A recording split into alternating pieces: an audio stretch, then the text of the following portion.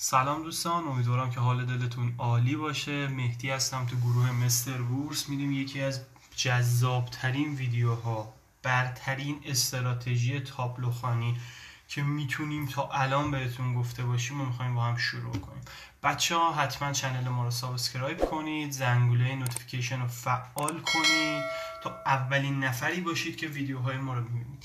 این ویدیو درباره چیه؟ ببینید، میخوایم بهتون بگیم تا الان تابلوخوانی رو گفتیم، تموم کردیم، تمام چیزهایی که درباره تابلو بود و من تا قبل این ویدیو همه رو بهتون گفتم.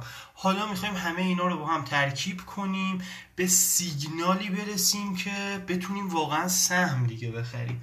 یعنی من چند نمونه بهتون میگم، چند مدل میگم، استراتژی ها رو بهتون کنار هم میذارم، میگم سهام اگر اینا رو داشته باشه ما این سهم رو میخریم. خب بچه ها ببینید، برای استراتژی داشتن باید چند تا ابزار یا چند تا دلیل های تابلوخوانی یا تکنیکال رو با هم تلفیق کنیم تا به یه سیگنال واحد برسیم، یعنی به یه آره یا نهی برسیم که آیا این سهم رو بخریم یا آیا این سهم رو نخریم.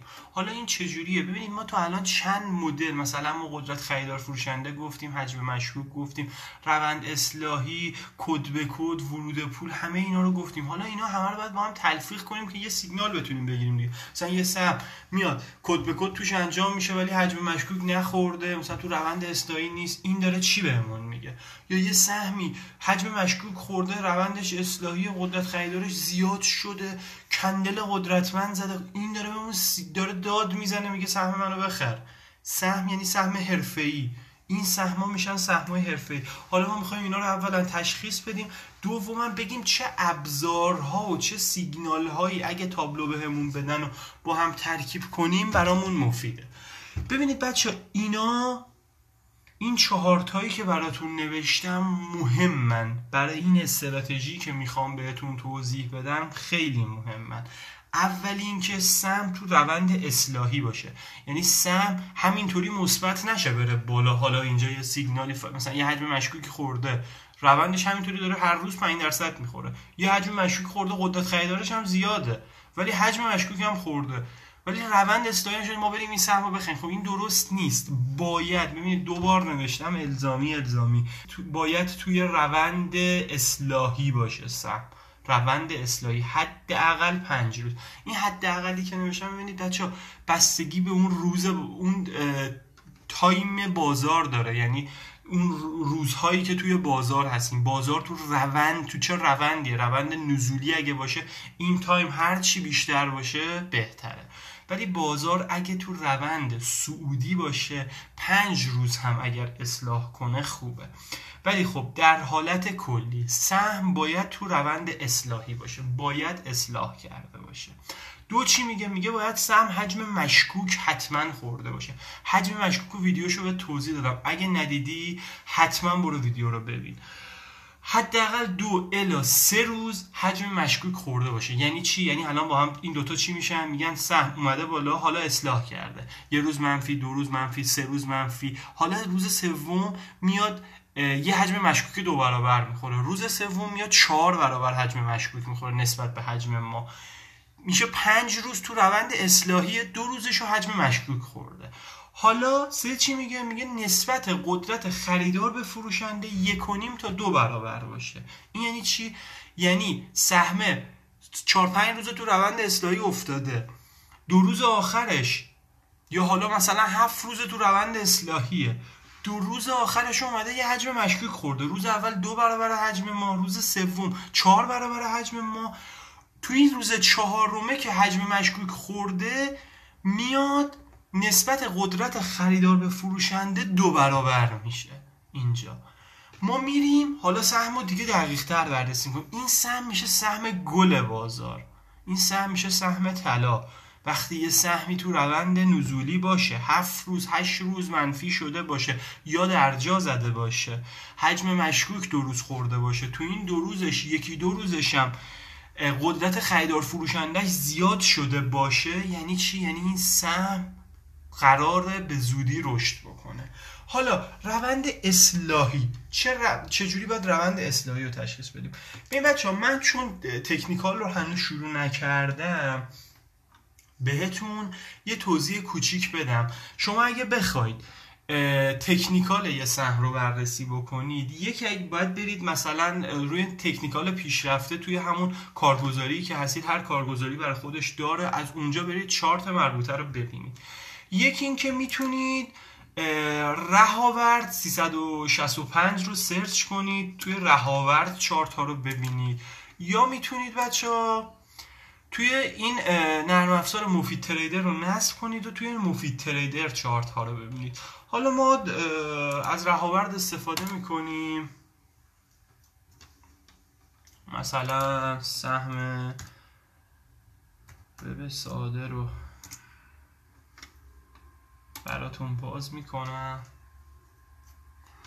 ببینید بچه، اینجا سرچ میکنید نماد وب ساده رو، اینجا یه تابلویی درباره روزهای آخرش به توضیح میده. این چارته، به این میگن چارت نمودار.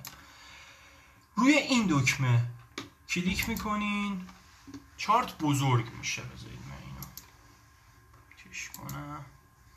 چارت بزرگ میشه. اینجا خطا رو میتونیم بذاریم. حالا من این چارت و همه اینا رو بهتون توی تکنیکال توضیح میدم. ولی خب الان کاری که میخوایم بکنیم اینه که میخوایم اصلاح.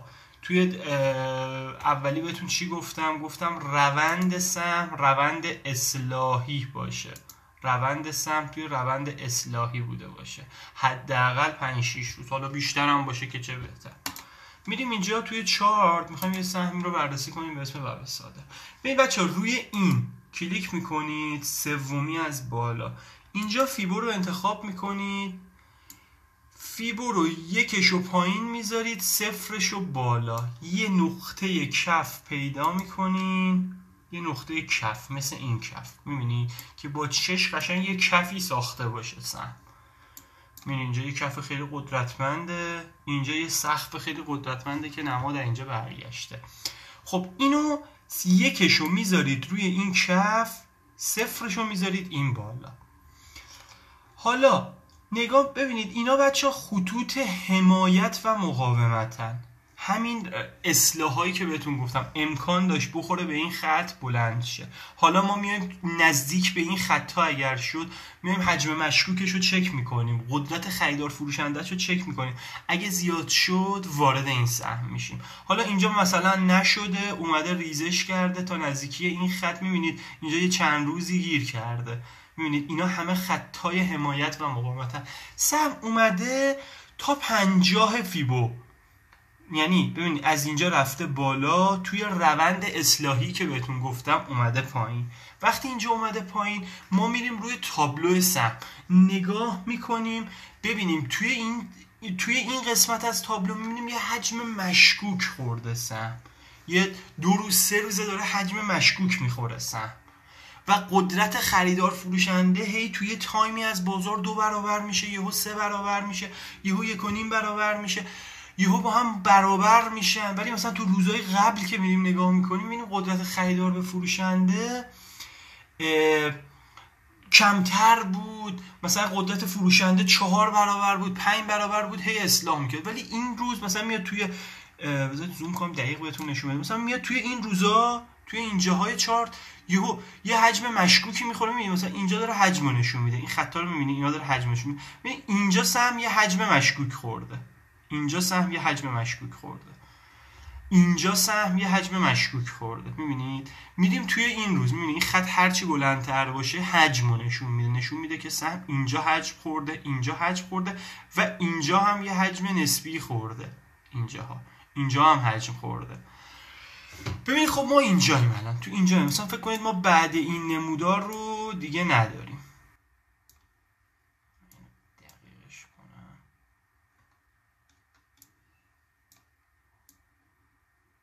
ما مثلا بعد این نمودار رو نداریم، توی این قسمت از نمودار قرار داریم. سهم اومده رسیده به این خط 50، میبینید رسیده به خط 50. این میشه خط مقاومت، یعنی امکان داره روی این خطهای فیبو برگرده سهم. فیبو هم بهتون گفتم چه جوری نصب کنید. چارت رو باز میکنید، توی این قسمت میریم فیبو ریترسمنت رو انتخاب میکنیم. سهم خب اینجا صعود کرده، از روی این نقطه برنگشته. چرا؟ مثلا حجم نخورده، قدرت خریدار فروشنده اوکی نبوده، اومده ریزش کرده تا 50%.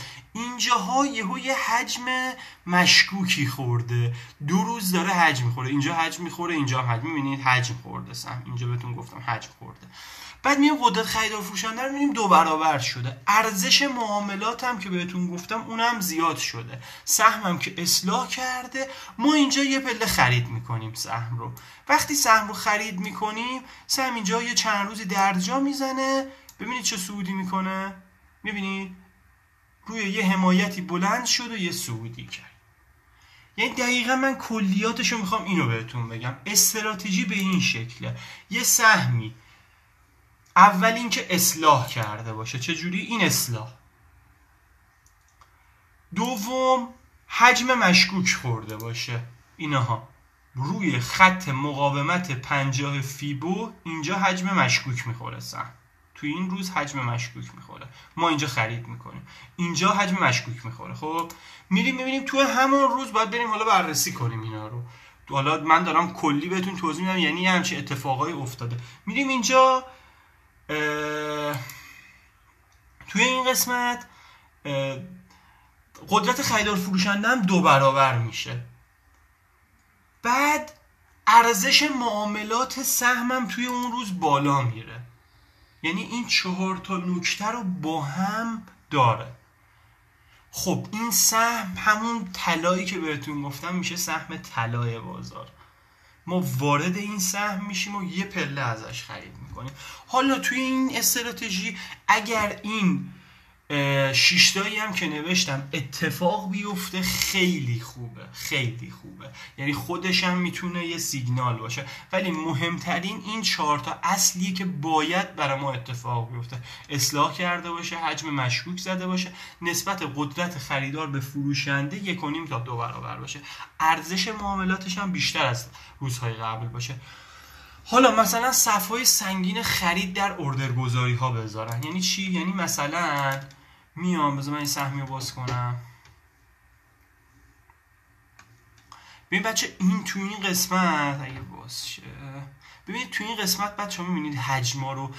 اینجاها مثلا توی این کفا که میرسه صفای سنگین میذارن، یه 10 میلیون، 20 میلیون، 50 میلیون، بعضن میان به اندازه حجم، میانگین حجم ماه میبینی تو این 3 تا فقط حجم گذاشتن. خب این یه نشونه ایه که دارن میخرن، تقاضا توی سهم بیشتر شده.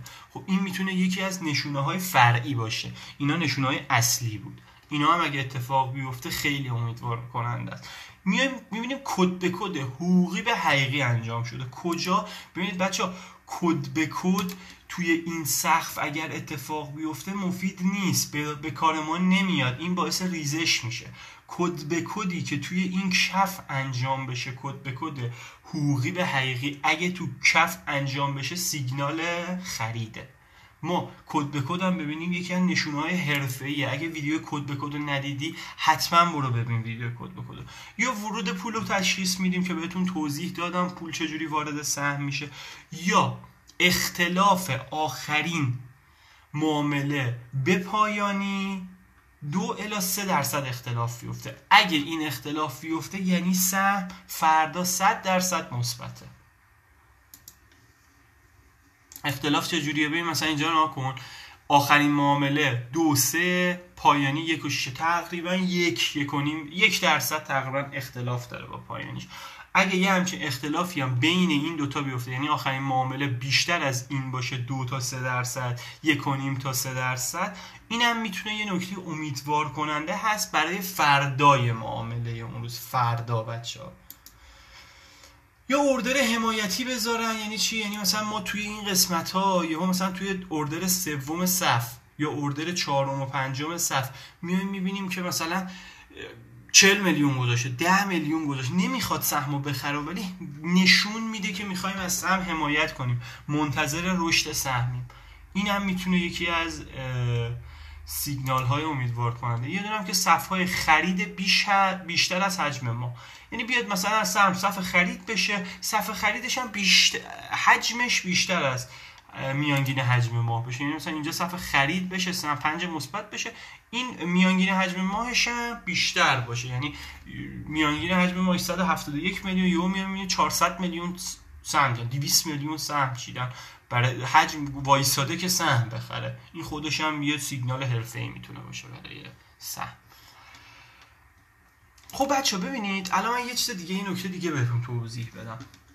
ببینید یه سهمی صعود کرده اومده اینجا، تا اینجا رفته بالا، خب حالا افتاده تو روند اصلاحی. خب توی اینجا، خب این قسمت میبینین توی این قسمت میشه خط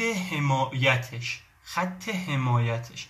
اگه خط حمایت سهم اصلاح میکنه، مثلا این 8 روزه تو اصلاحه، میاد میرسه به خط حمایتش توی این قسمت. بچه ها توی این قسمت اگر دیدید حجم مشکوک خورد و قدرت خریدار به فروشندش زیاد شد، احتمال 99% سهم قرار این شکلی مثبت شه.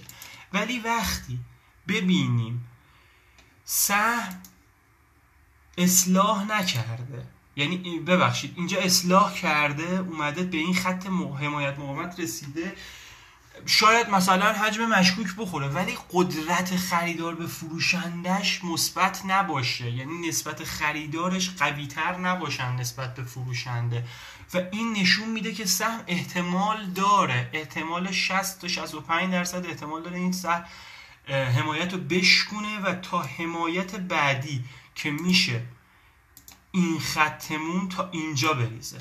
اگه تا اینجا بریزه حالا میرسه اینجا، تو این ناحیه اگه رسید اینجا حجم مشکوک خورد، این دفعه دیگه قدرت خریدار به فروشندش درست شد، از اینجا رشد میکنه. حالا من یه چیز دیگه میخوام بهتون توضیح بدم. یه سوال از شما دارم که ذهنتون رو به چالش بکشین.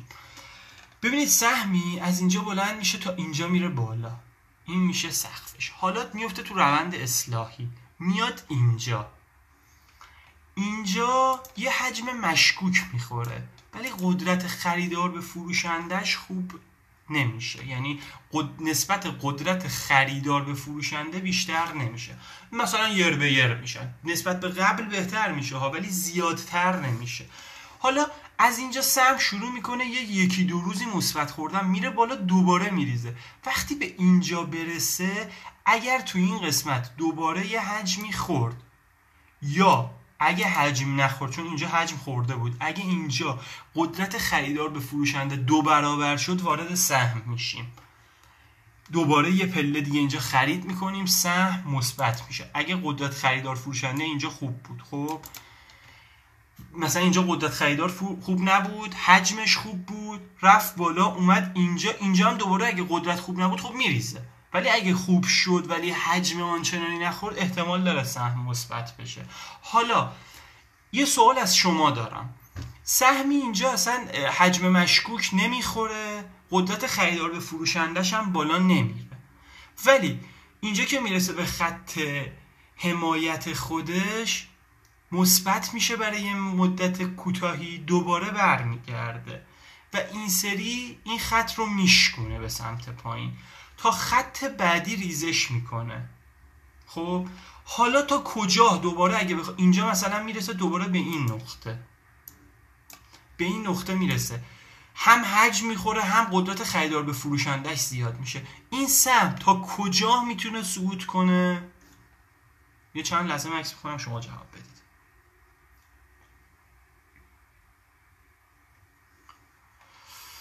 امیدوارم که جوابتون همین باشه. ببینید بچه این سهم تا اینجا رشد میکنه و امکان داره دوباره اینجا یه اصلاح کوچیک یا اصلاح تا همینجا بده. چرا؟ چون خطی که قبلا حمایت بوده الان دیگه خط مقاومتشه. چرا؟ چون از اینجا شکونده به سمت پایین. اینو یادتون باشه. پس روند باید اصلاح داشته باشه، روند سهم باید تو روند اصلاح باشه، باید حجم مشکوک زمانی بخوره که حداقل 5-6 روز اصلاح کرده باشه، نه اینکه 2 روز اصلاح کرده یه حجم مشکوک میخوره میگیم آخ دیگه اصلاحش هم کرده و میخواد بلند شه. نه، 5-6 روز حداقل باید اصلاح کرده باشه، هرچی بیشتر بهتر. حجم مشکوک خورد، نسبت خریدار به فروشندش بیشتر شد، یکی دو تا از این 6 تایی که بهتون گفتم هم داشت. سهم فوق‌العاده است. میتونید یه همچین استراتژی، حالا خودتون یه ذره این ور اون ورش کنید، یه ذره تغییر بدید، یه همچین استراتژی طلایی رو برای خودتون بچینید و ازش استفاده کنید. بچه امیدوارم که براتون مفید بوده باشه. حتما یه استراتژی برای خودتون داشته باشید بچه ها. حتما یه استراتژی مثل این. من خودم خیلی اون موقعی که داشتم یاد میگرفتم خیلی درگیره این بودم که استراتژی یعنی چی، من چجوری بفهمم سهم رو باید بخرم. ببینید بچه ها، من این 4 تا رو نوشتم که بدونید اینا خیلی مهمه. این 4 تا اگه با هم اتفاق بیفته 95% سهمتون رشد میکنه. شک نکنید این سهم رشد میکنه. این روند اصلاحی هم که بهتون گفتم به شرط این که شما بازار رو چک کنید، ببینید بازار تو روند نزولیه یا روند صعودی. اگه 5 روز اصلاح، نه یه منطقه فقط وایستاده باشه، یه روز مثبت یه روز منفی، نه، اصلاح 5 روزه. اگه روند نزولی بود، روند کلیت بازار نزولی بود، این تا 10 روز 12 روز هم اصلاح کنه اصلا اشکال نداره. زمانی که بعد از 7-8 روز 5 روز اصلاح دائم هی اصلاح کرد، یا حجم مشکوکی خورد، نسبت خریدار به فروشندش زیاد شد و ارزش معاملاتش بالا رفت، یکی دو تا از این سیگنالا رو هم داشت، من وارد این سهم میشم، چون این سهم خوبه. حتما هم سهماتون رو سعی کنید از لحاظ بنیادی بررسی بکنید. بچه ها هیچی تو این بازار 100% نیست. من هر وقت دارم میگم همه سیگنالا دیگه نهایتا تا 95% میتونن بهتون کمک کنن. باید حد ضرر داشته باشیم. باید حد ضرر رو چجوری تعیین کنیم؟ حد ضرر رو بچه خیلی ساده است. من یه ویدیو کامل براش میگیرم، ولی بخوام خیلی ساده شو بهتون بگم، زیر این خطهای حمایت و مقاومت. مثلا سهم تا اینجا داره میریزه، اینجا میره بالا، ما اینجا میخریم، میره بالا. حد ضررمون رو کجا بذاریم؟ 5% تا 7%، نه 10%. 10% خیلی بالا میشه. 5% تا 7% زیر خط حمایت، زیر خط حمایتش میذاریم. اگه سهم اون جوری که ما تحلیلش کردیم بالا نرفت و ریخت، ما اینجا فروشنده ایم، میفروشیم، خارج میشیم، نمیذاریم انقدر ضرر بکنیم. جلوی ضرر رو باید هر چی زودتر بگیریم تو این بازار. بچه امیدوارم که براتون مفید بوده باشه. حتما چنل ما رو سابسکرایب کنید. من چند تا دیگه استراتژی‌های مختلف تابلوخوانی دیگه براتون میذارم که بررسی بکنید، ببینید با کدومش بیشتر حال میکنید و با از اون استفاده کنید.